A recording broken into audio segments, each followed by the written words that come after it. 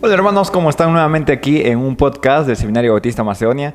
Estamos nuevamente con uno de los profesores aquí del seminario, el curso de evangelismo, y vamos a estar tocando o viendo temas más de modo temático e introductorio, y después quizás avanzaremos con temas un poquito más, digamos, complejos y poder explicarlos para cada uno de ustedes, porque creo que todos necesitamos saber y aprender cada vez más de la Biblia. Entonces, el día de hoy quisiera poder hablar de evangelismo. Y estamos aquí con el pastor Wilber, entonces, que caracterizado por el fuego entonces de Dios. ¿Qué tal, pastor Wilber? ¿Cómo está? ¿Cómo estás, José? Un gusto poder estar aquí para poder contestar preguntas, ¿no? Que son muy importantes, sobre todo el tema de evangelismo. Sí, pastor, justo hace un ratito, antes de empezar a grabar, estábamos hablando de que una de las cosas que nosotros, buscamos en el curso, usted busca en el curso, es que los alumnos puedan buscar o puedan saber explicar el evangelio de manera clara. ¿Y por qué cree que es importante eso? Que las personas sepan de manera clara el evangelio y explicarlo de manera clara. Claro, o sea, la Biblia dice que la fe viene por el oír y el oír por la palabra de Dios. O sea, alguien que va a poner su fe tiene que entender en qué está poniendo su fe, ¿no? Entonces, cuando tú le explicas el evangelio de manera clara y entendible, entonces ellos pueden poner o ejercer su fe en ese mensaje o en esa promesa de salvación. Entonces, por eso es importante, porque imagínate que tú le hables, ¿no?, a las personas, pero no logras que ellos entiendan en qué tienen que poner su fe. Entonces, es como en saco roto nada más, ¿no? Entonces, por eso justamente tratamos de asegurarnos aquí en el seminario de que los chicos pudieran hacer que las personas comprendan claramente el mensaje del evangelio, ¿no? Entonces, para que las personas, ¿no?, obviamente por el Espíritu Santo quien obra en sus corazones, puedan tener el entendimiento, la comprensión y poder ejercer su fe en esa verdad o en esa promesa de la salvación, ¿no? Entonces, porque imagínate si ellos explicaran otras cosas, entonces cree en Cristo, ya yo creo en Cristo, pero, o sea, y si mueres te vas, no me voy al cielo, ¿no? Pero si has creído, o sea, no lo he entendido a veces, ¿no? Claro. Entonces, lo importante es que entiendan, ¿no? Entonces, eso es lo primero que nosotros queremos que los chicos del seminario, los de primer año en este caso, puedan hacer, ellos entender primero y obviamente si ellos entienden que lo expliquen tal cual, ¿no? Claro, justo conversábamos la otra vez de que a veces, ¿no?, parece que hay muchas personas que van a iglesias, a distintas iglesias, y mucho tiempo, y a veces uno va con una pregunta que pareciese básica, ¿no? Es, ¿a dónde vas a ir cuando mueras? Y a veces las personas tienen la idea de como que no saben, ¿no? No saben, no están seguros, dicen, lo estoy intentando, estoy esforzándome, ¿no? Estoy cambiando poco a poco. Pero por eso mismo, ¿usted qué consideraría que es la falla, digamos, al evangelizar en nuestras iglesias, en la iglesia actual, ¿no? ¿En qué estaría fallando la iglesia al evangelizar? Bueno, es muy cierto lo que tú dices, ¿eh? Es muy cierto, ¿no? Yo cuando empecé la iglesia allá en Moquegua, o sea, el énfasis siempre era el evangelismo, ¿no? O sea, no, si tú mueres, ¿a dónde vas?, ¿no? Es la pregunta clásica, ¿no?, que casi la mayoría de repente usa para poder empezar una conversación en cuanto al plan de salvación, ¿no? Si tú murieras, ¿estarías seguro que irías a la presencia de Dios? ¿O a dónde irías? ¿Qué crees que debes hacer para ir al cielo? Entonces, en base a eso uno empieza a responder, ¿no? Entonces, y obviamente el que ha sido salvo entiende que va a ir al cielo, ¿no? Porque Cristo es el que pagó por sus pecados y solo Él le puede salvar. Entonces, lamentablemente, pasan los años y a veces en las iglesias, y esto me pasa a mí también de manera personal, es que ya no enfatizamos el evangelio en la iglesia. Ya empezamos a hablar acerca de temas de matrimonio, que están muy bien, temas de crianza de los hijos, la economía, cómo ser personas de repente en esta sociedad más saludables. Claro. Entonces, y si tú te das cuenta, en un mensaje no escuchas el evangelio, ¿no? Entonces, y a veces hay personas que como dijo, Carlos Spurgeon, ¿no? Creo que él dijo eso, o sea, siempre date una vueltita por la cruz. Entonces, hoy día lo que hemos visto es eso, ¿no? O se ve, o hay esa tendencia, ¿no? O sea, quizás para empezar la iglesia siempre se empieza basado en el evangelio, en el evangelismo, todos tus mensajes son evangelísticos, siempre, ¿no? O sea, si alguien no es salvo en esta mañana, en esta noche, claro, no reconoce que eres pecador, no, que hay una consecuencia y que solamente Cristo te puede salvar. Si tú quieres saber de esto, no, pues te podemos acercarnos y conversar de manera personal acerca de cómo ser salvo. Entonces, quizás eso a través de los años, entonces ya cuando ya hay una congregación con miembros, Entonces a veces como que de alguna manera sin darnos cuenta ya enfatizamos solamente en los miembros de la iglesia y estamos dejando a un lado el evangelio, ¿no? Entonces cuando pasa eso a veces quizás sucede de que la gente que viene, o sea, se vuelve, o sea, religiosa en el sentido, qué bonito la Biblia, me enseñan de hijos, de esposo, de una buena vida, ¿no? Entonces a esas personas si tú les preguntas, entonces si tú mueres, ¿dónde vas? La verdad no sé, nunca escuché en la iglesia, ¿no? Cómo responder o qué decir, ¿no? Frente a esta pregunta, ¿no? Entonces yo creo que en eso estamos fallando, ¿no? Yo creo que siempre la iglesia debe de, quizás, claro, cuando una iglesia crece, quizás ya el énfasis más va a ser el discipulado, porque hay gente a quien hay que discipular, pero siempre creo yo, particularmente en mi manera de ver, es que la iglesia se debe fundamentar en estas dos cosas, en el evangelismo y en el discipulado. No solamente en el evangelismo y no discipular a la persona. Ahora tampoco solamente quizás discipulado, o sea, a la gente le damos un libro, 2 libros, un tema, 2 temas, o sea, y lo estamos llenando de conocimiento, pero no estamos enfatizando el evangelismo, ¿no? Entonces yo creo que siempre debe haber un balance, ¿no? Quizás una iglesia nueva es full evangelismo y empiezas a discipular. Ya cuando la iglesia ya es grande y tiene mucha gente para discipular, quizás el énfasis puede ser quizás el discipulado, pero nunca siempre descuida el evangelismo. Siempre les digo, tiene que haber un programa en la iglesia netamente evangelístico, justamente para que no se pierda eso, ¿no? Claro, sí es interesante que a veces, ¿no? Como usted ha mencionado, parece que muchas personas, como ya se centran en sí, el cambio en la familia, cómo ser mejor esposo, mejores padres, mejores hijos, pero a veces no recuerdan la motivación detrás de eso, que en realidad es, como la Biblia dice, la cruz, Cristo, ¿no? Su muerte, su sacrificio, y en gratitud a todo eso hacemos eso, ¿no? Es interesante, como leí hace una semana, 2 semanas, que por ejemplo en Efesios 5 se habla de lo que se está diciendo, ¿no? Por ejemplo, a los matrimonios se dice, sé entonces cabeza del hogar, al esposo, como Cristo a la iglesia. Entonces siempre se recuerda cómo Cristo ama a la iglesia, cómo amó a la iglesia, el sacrificio por ella y todo esto, ¿no? Entonces, Paz, ¿cuáles cree usted entonces que serían unas consecuencias negativas de que alguien no pueda explicar correctamente el evangelio? ¿Cómo afectaría a la iglesia, a una persona o a uno mismo, ¿no? ¿Cómo afectaría el no tener un correcto entendimiento del evangelio de manera completa? Claro, obviamente correríamos el riesgo de que esa persona, o sea, si no se le explica bien el evangelio, no ser salva, ¿no? Y es convertir en una persona religiosa, ¿no? Entonces, no sé si te sorprendería de repente si haríamos una encuesta en la iglesia, ¿no? Sí. Si tú mueres, ¿a dónde vas?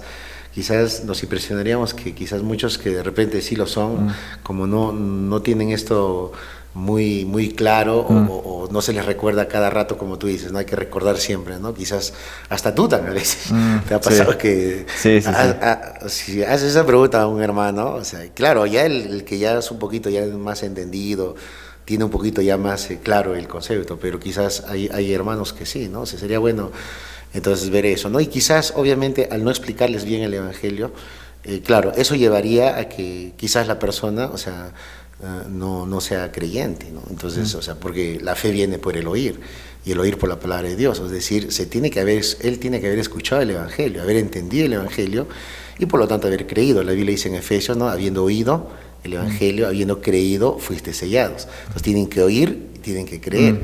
Entonces, ¿cómo irán si no? Entonces, ¿cómo van a creer si no han oído? Dice la Biblia, ¿no? Entonces, creo que la base, pienso, de toda iglesia es que tenga un claro entendimiento del evangelio, sepa qué es el evangelio, y eso siempre explicar a las personas. O sea, independientemente si sean creyentes o incrédulos, creo que para nosotros los creyentes recordar la cruz es una forma de motivarnos. Un pastor dijo, ¿estás desanimado? Recuerda la cruz.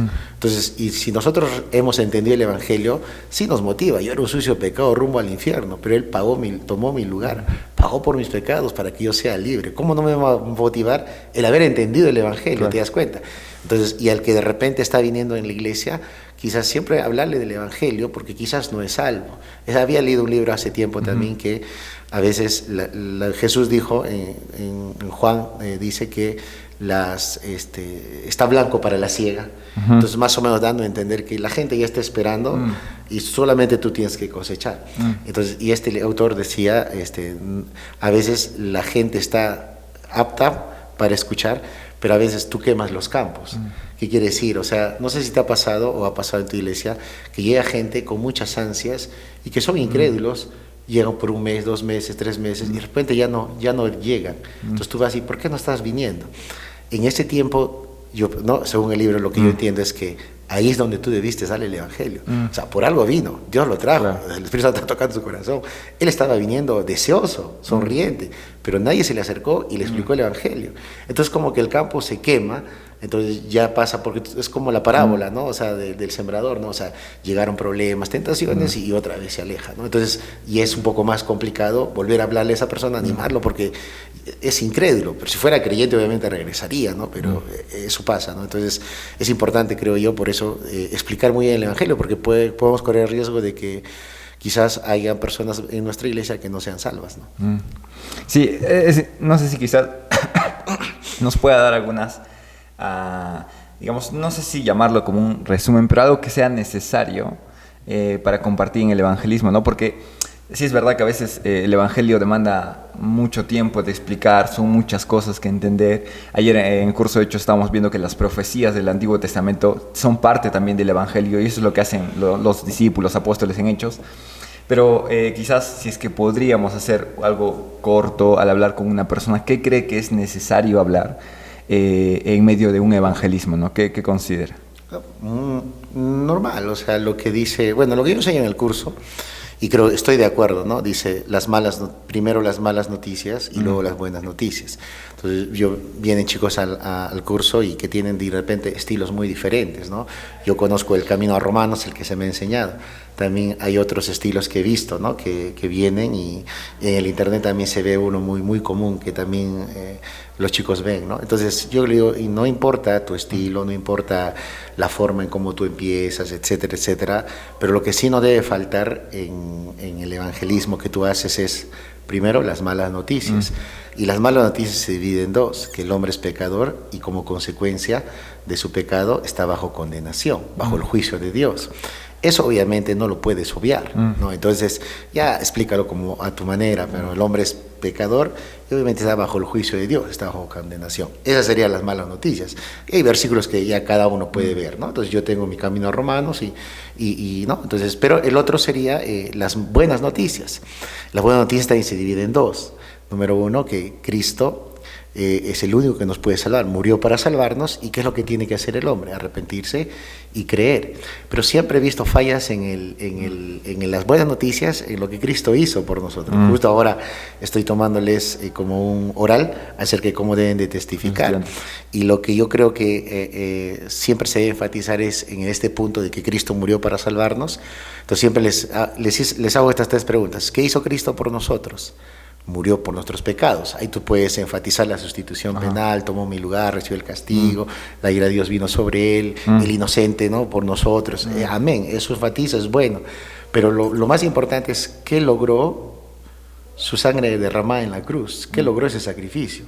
Entonces, ¿qué logró? Pues yo les digo, logró pagar la deuda de todos tus pecados, pasados, presentes y futuros. O sea, Él canceló la deuda, Él pagó la deuda, Él al recibir el castigo hizo que esa deuda esté cancelada. Entonces, al estar cancelada, ¿de qué vas a ser castigado si ya está cancelada? No sé si me voy a explicar. Sí. Entonces, ¿qué logró su sacrificio? Cancelar la deuda de mis pecados, pagar por todos mis pecados, pasados, presentes y futuros. Entonces, ¿en qué es lo que tienes que creer? Entonces, hay muchos que dicen, no sé si te pasa, pero acá en Perú, o sea, si tú le preguntas, ¿tú crees que Cristo murió por ti? Casi el 95% te va a decir que sí. Entonces, si mueres, ¿vas al cielo? No, te dicen. Entonces, a veces uno, pastor, él dice que sí cree que Cristo murió por él. Entonces, ahí yo les digo, ¿no? ¿Qué hizo Cristo por ti? Murió por tus pecados. Número 2, ¿qué logró su sacrificio? Pagar por todos tus pecados para que tú no seas condenado. Entonces, ¿en qué tienes que creer? Entonces, tienes que creer lo que su sacrificio logró.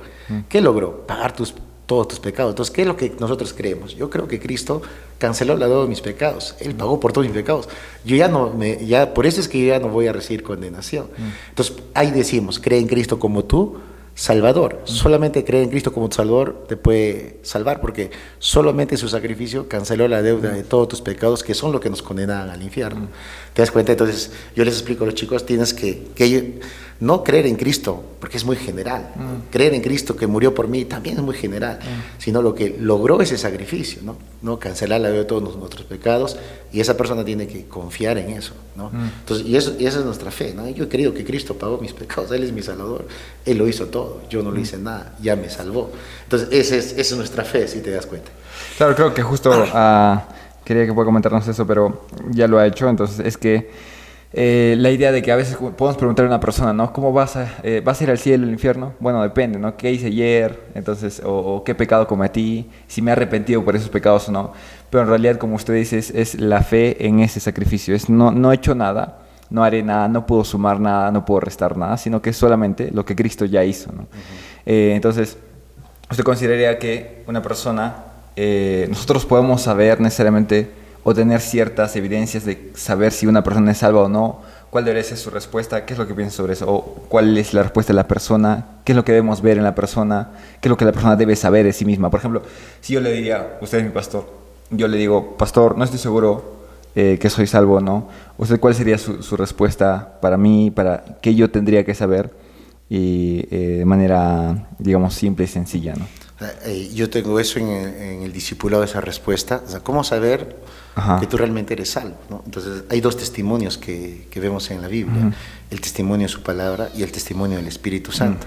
El testimonio de su palabra, no sé si recuerdas, en 1 Juan 5 dice, este es el testimonio de Dios. El que tiene el Hijo, tiene la vida. El que no tiene el Hijo, no tiene la vida. O sea, Dios lo dice, si tú tienes al Hijo, tú tienes la vida, hablando de la vida eterna. Si no tienes al Hijo, no tienes la vida eterna. Entonces yo le pregunto, ¿tú has creído que Cristo es tu Salvador?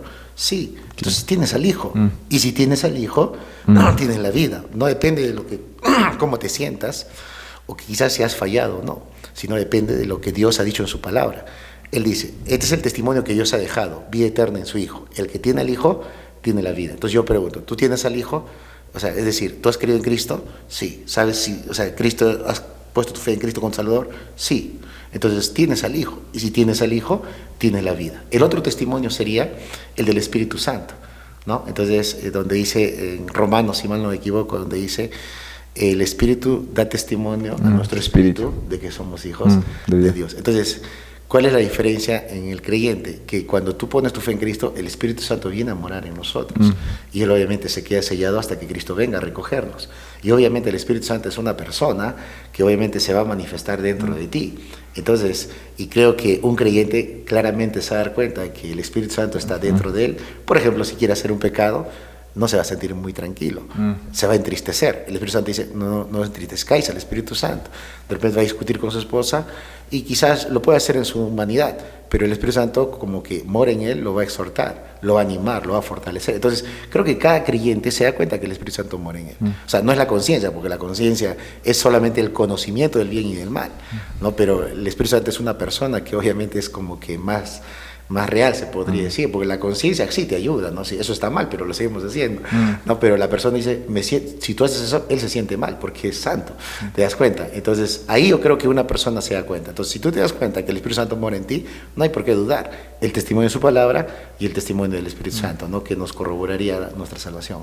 Pastor, creo que yo y creo que cada persona que nos va a ver va a tener mucho que analizar, pensar. Creo que nos ha dado muy buena información. Me gustó mucho eso de los dos testimonios y de cómo es que nosotros, como de manera personal, podemos saber, ¿no?